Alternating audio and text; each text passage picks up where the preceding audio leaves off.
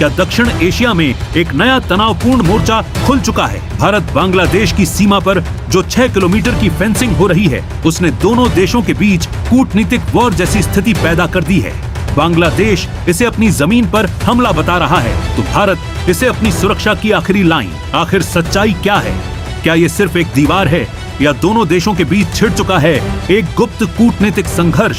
तथ्य ये है कि 1975 के द्विपक्षीय समझौते के तहत बॉर्डर से 150 गज की दूरी नो मैंस लैंड मानी गई है। बांग्लादेश का दावा है कि भारत की फेंसिंग इस नियम का सीधा उल्लंघन है। वहीं भारत का स्टैंड एकदम स्पष्ट है। सुरक्षा के लिए यह फेंसिंग एक रक्षा संरचना, डिफेंस स्ट्रक्चर नहीं, बल्कि एक सुरक्षात्मक घेरा है जो घुसपैठ और तस्करी को रोकने के लिए जरूरी है। यह विवाद अब सिर्फ कागजों तक सीमित नहीं रहा, बल्कि बॉर्डर पर तैनात बीएसएफ और बीजीबी के बीच लगातार बढ़ती फ्लैग मीटिंग्स और तनाव में साफ देखा जा सकता है। तनाव की असली आग भड़की है भारत की स्मार्ट फेंसिंग से। इसमें लगे सीसीटीवी, थर्मल सेंसर और मोशन डिटेक्टर बांग्लादेश की सुरक्षा एजेंसियों के लिए चिंता का विषय बन गए हैं। बांग्लादेश को डर है कि भारत इनकी ऐड में उनकी सीमा की हर हरकत पर नजर रख रहा है, एक तरह की इलेक्ट्रॉनिक जासूसी।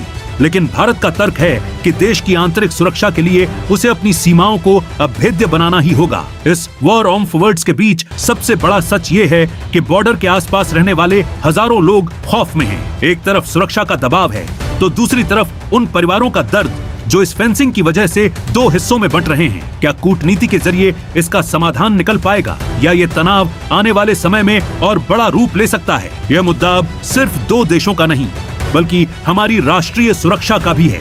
भारत को अपनी सीमा बचाने का पूरा अधिकार है, लेकिन क्या बांग्लादेश की आपत्ति को नजरअंदाज करना सही है? आप अपनी राय नीचे कमेंट में जरूर बताएं। इसी तरह के ग्राउंड रियलिटी और भू राजनीतिक विश्लेषण के लिए सब्सक्राइब करें।